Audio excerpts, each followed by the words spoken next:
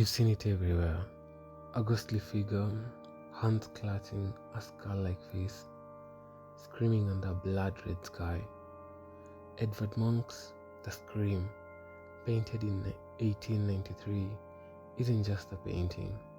It's a cultural juggernaut that's burned itself into our collective psyches. It's on coffee mugs, t-shirts, and even emojis, popping up in everything from The Simpsons to horror movie posters.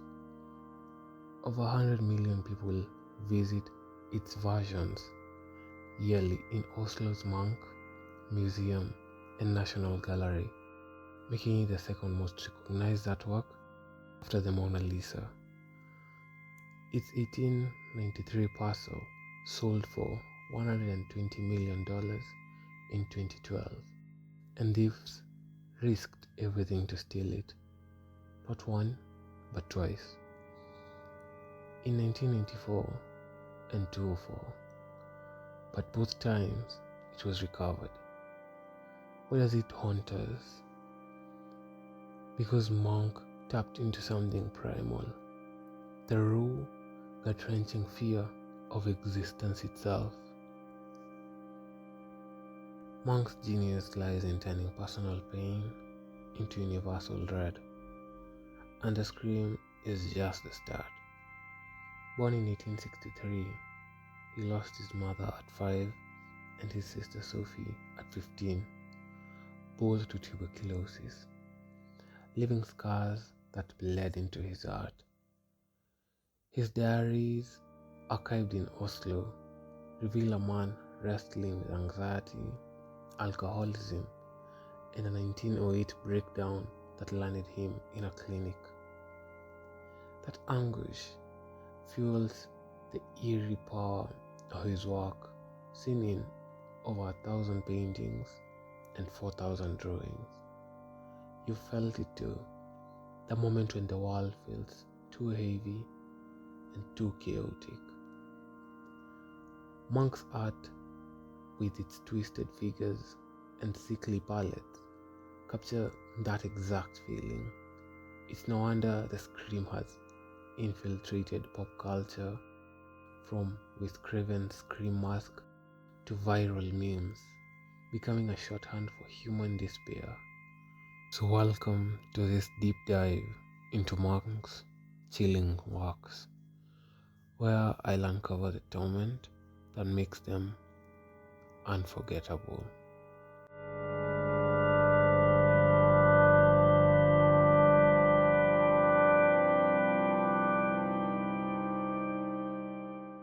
Picture this: you're just 5 years old, and you wake up one night to find your mother gasping for breath, her lungs slowly drowning in tuberculosis. This was Munch's reality in 1868, when death first knocked on his family's door in their cramped Oslo's tenement. Born in 1863 to Dr. Christian Munch, a deeply religious military physician, and Laura Catherine, Edvard was thrust in a world where sickness wasn't just an occasional visitor, it was a permanent house guest.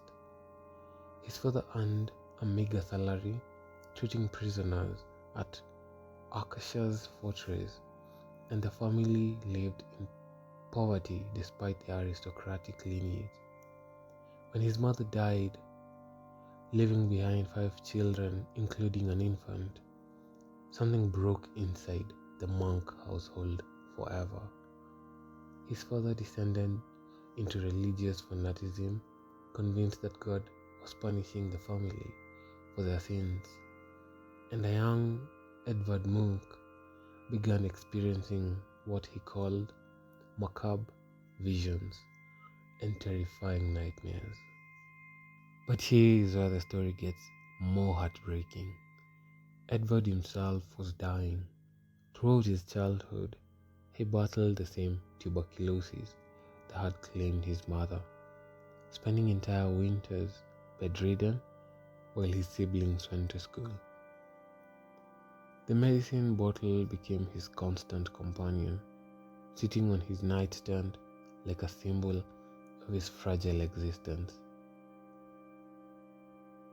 To pass the endless sick days, he drew everything: his family, their cramped rooms, copies of the other artists' works, even illustrations of his copy of Grimm's fairy tales. Then, in 1877, when Edvard was just 14, tuberculosis struck again. This time he took his beloved older sister Sophie, his closest sibling and creative companion. He watched her die slowly, her pale face turned towards what he later described as an ominous curtain, likely intended as a symbol of death. His father's response was typically extreme, more religious, more talk of divine punishment, more ghost stories read aloud by the candlelight.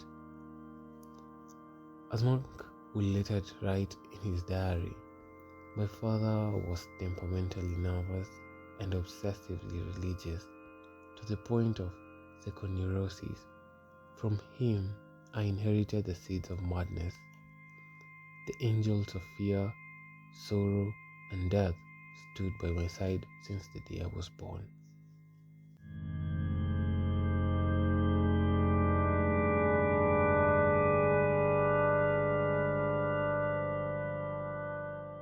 Starting with the scream, which stands as perhaps the most haunting expression of modern anxiety ever captured on canvas.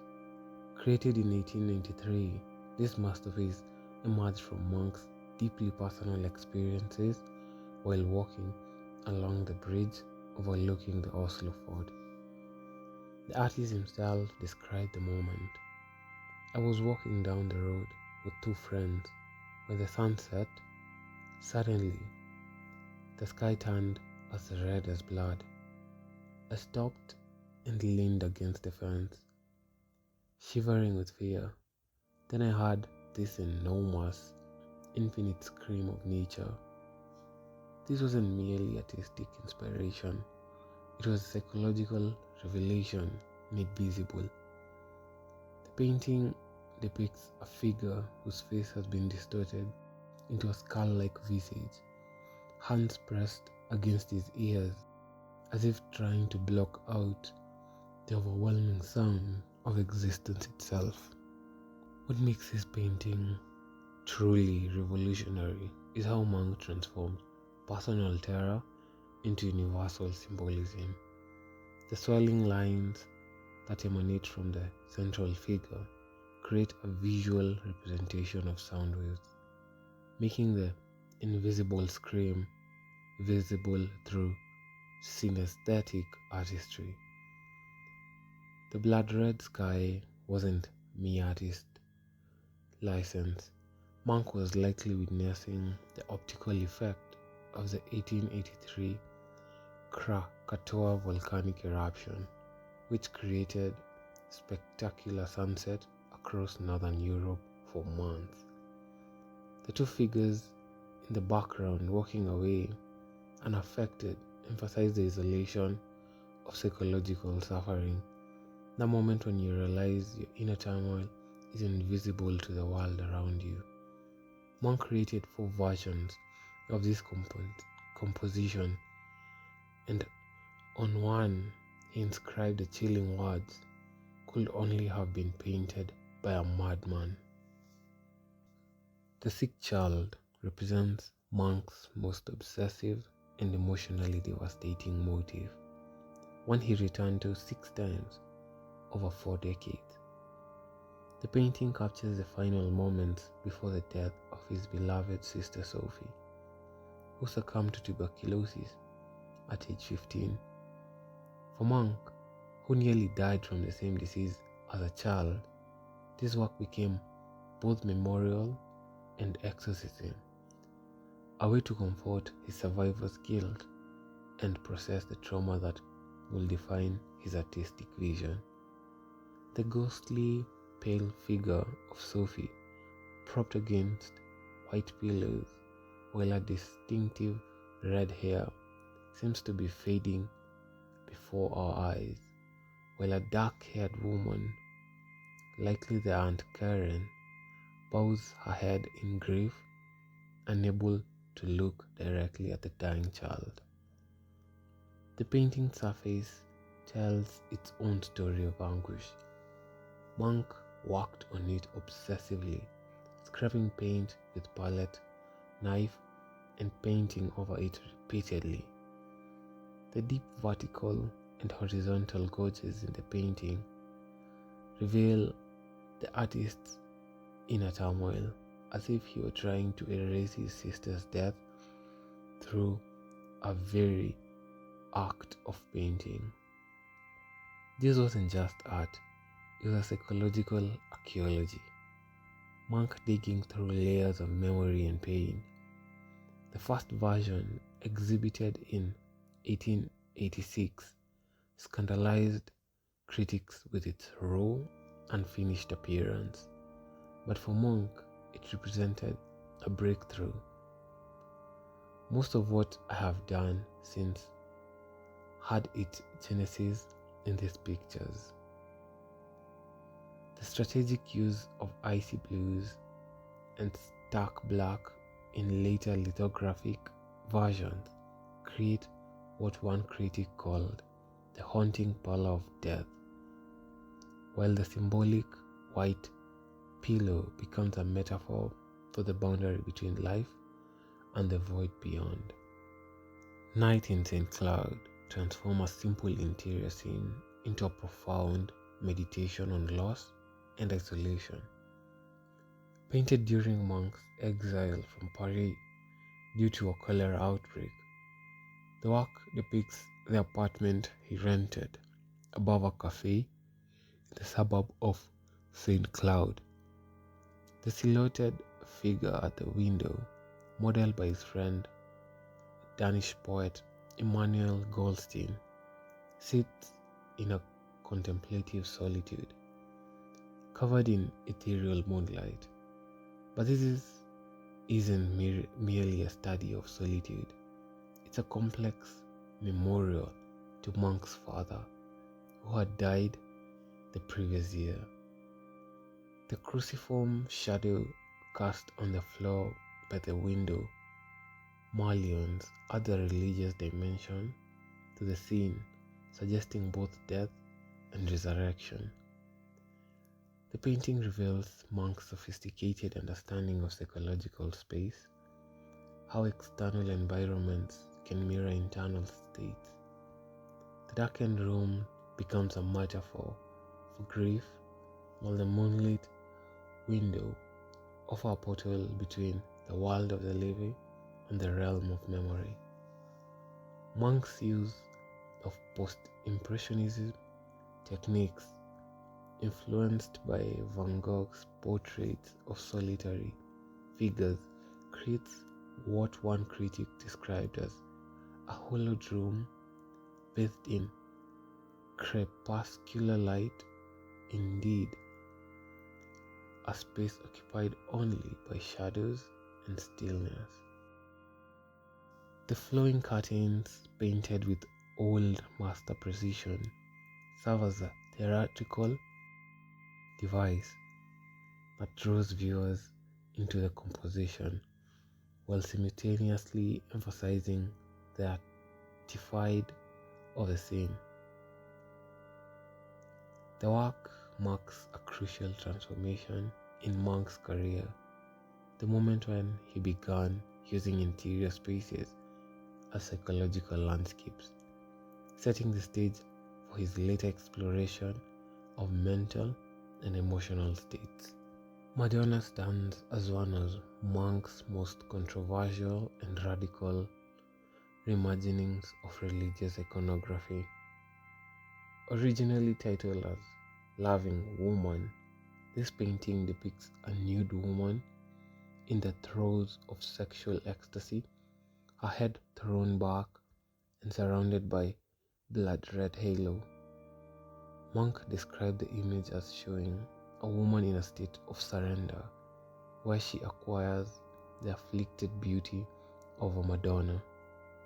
This wasn't blasphemy, it was revolution. In an era when women were expected to be either vaginal saints or fallen sinners, Monk presented a third option, a woman who owns her sexuality completely. The model was reportedly Dagny, a prominent figure in Monk's bohemian circle, whose ethereal beauty seemed to embody the artist's vision of feminine power. The painting's radical nature became even more apparent when we consider its original context. Monk created multiple versions, and the lithograph print featured a decorative Buddha depicting sperms and a fetus, making explicit the connection between sexual ecstasy and creation. The red halo, rather than traditional gold, suggests passion rather than purity, when her closed eyes indicate a state of transcendence and surrender. The undulating lines surrounding the figure, reminiscent of Art Nouveau, create what appears to be a supernatural aura, possibly inspired by spiritualist notions that all individuals possessed visible energy fields. For Monk, this Madonna represents the eternal cycle of love, death, and regeneration within curing bands of colored light, simultaneously earthly and divine.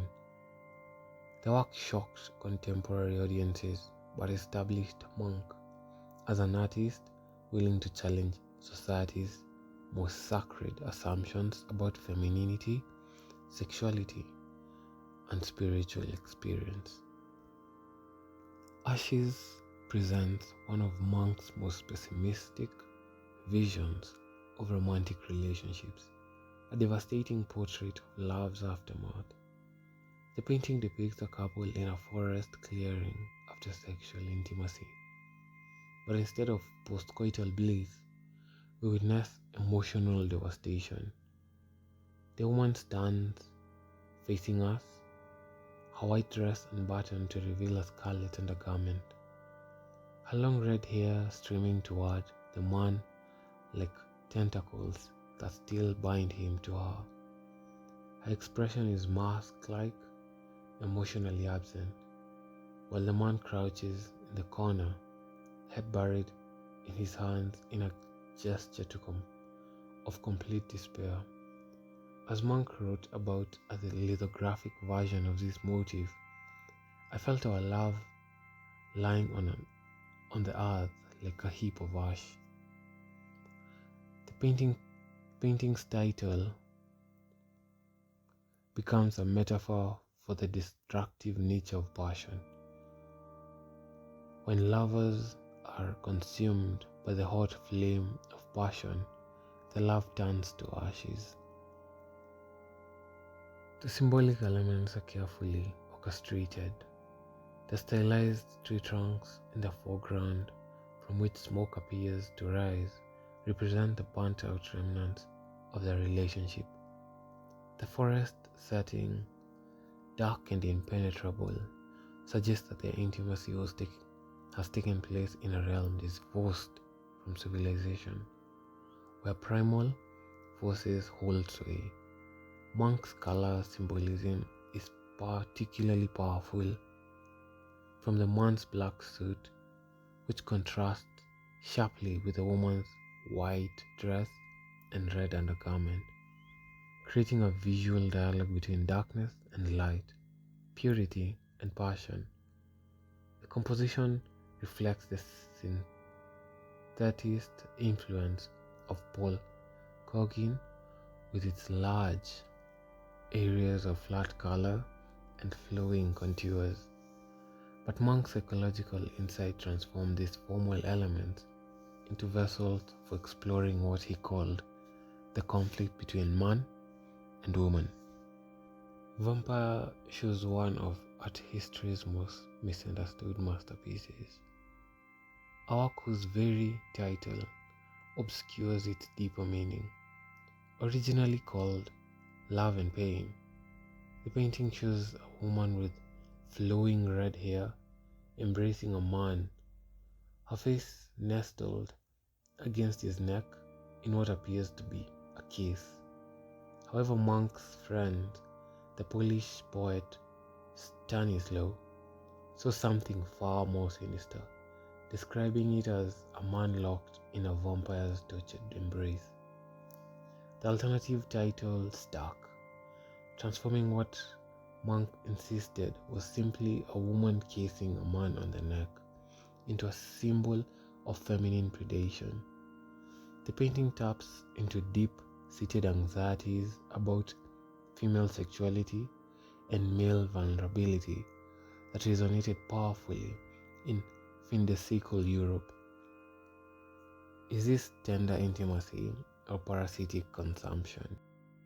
The woman's cascade of red hair creates a visual prison that envelops both figures, making them appear as one organism. Her positioning suggests both protection and possession, comfort and control. Munch himself wrote about painting, saying, "And he laid his head against her breast, letting the blood rush through her veins. And when he hid his face in her breast, he felt two burning lips to his neck. It sent a shudder through him." The background dissolves into a swirling blue and violet. The painting reflects Munch's complex relationship with intimacy, his belief that women were simultaneously sources of creative inspiration and threats to artistic independence, beings who could nurture but also consume. Death in the Sick Room transforms a family tragedy into a masterpiece of psychological portraiture. The painting depicts the Munch family gathered around his dying sister Sophie, but rather than focusing on the dying child, Munch examines the devastating impact of impending death on the survivors. Each family member occupies their own island of grief. There is no communication, no comfort shared. Sophie sits with her back to us, already beginning to dematerialize, becoming transparent as she slips away from the world of the living. The composition is revolutionary in its emotional honesty. This is how families actually experience death, not as a noble drama, but as a shattering isolation where each person retreats into their private anguish. The painting's power lies in its attention to psychological details. We can identify each family member: the praying father in the background, Sister Inga staring directly at us with haunting eyes, Brother Andreas with his back turned, and Aunt Karen standing rigidly beside Sophie's chair.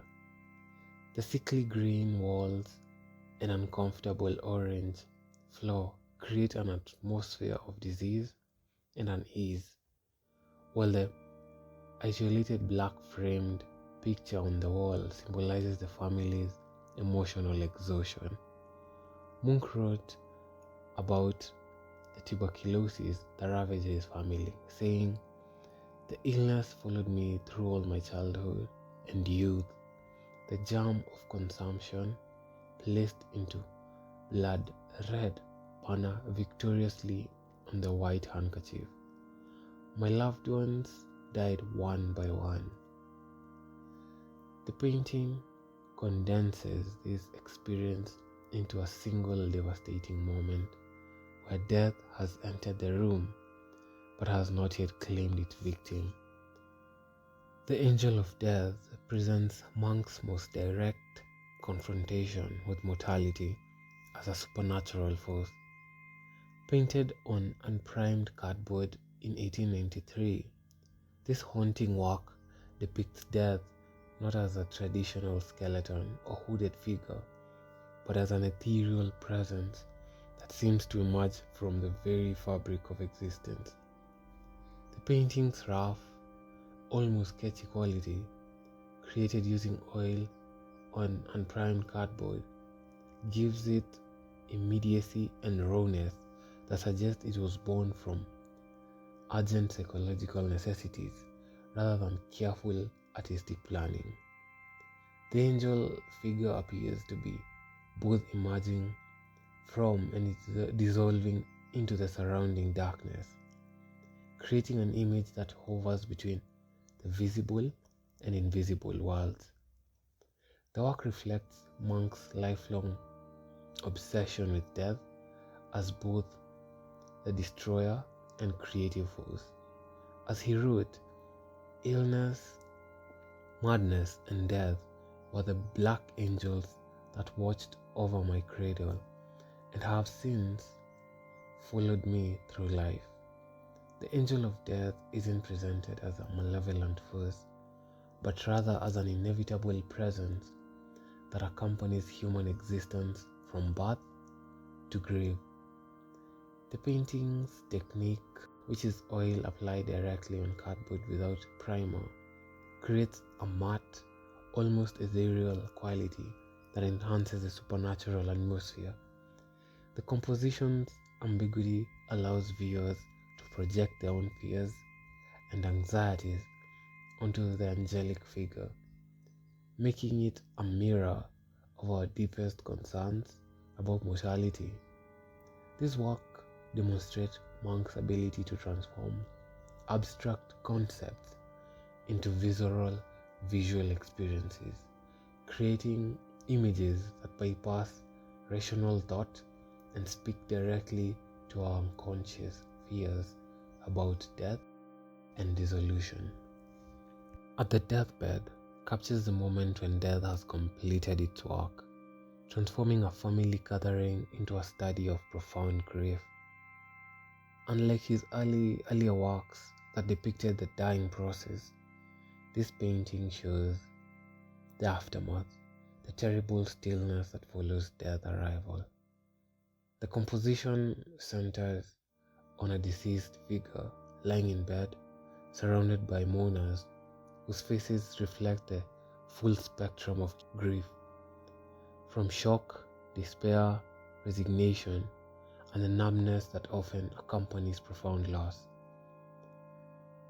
The bold red backdrop, rather than providing warmth, seems to intensify the emotional temperature of the scene, creating an atmosphere of overwhelming sorrow.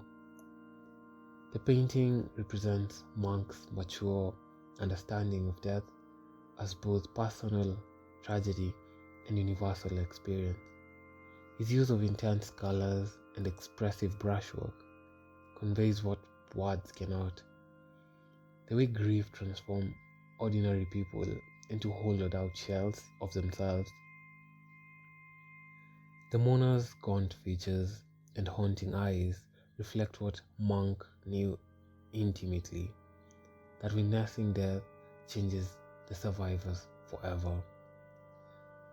The work was created during the height of Munch's productivity in the 1890s, when tuberculosis was still a major killer and most families had direct experiences with premature death.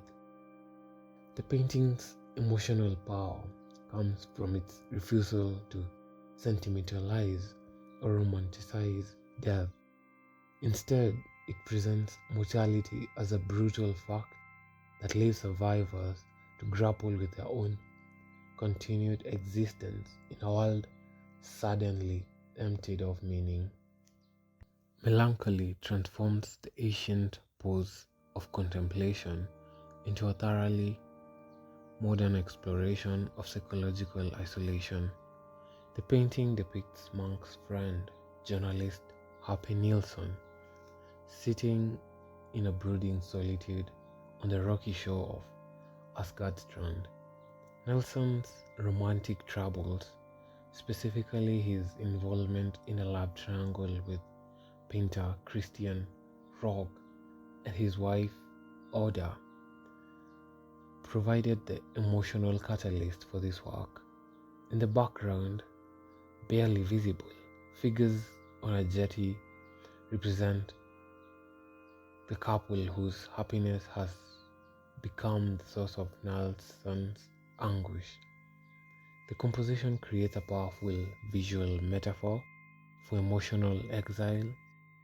The melancholic figure in the foreground is literally and symbolically separated from the life he cannot have.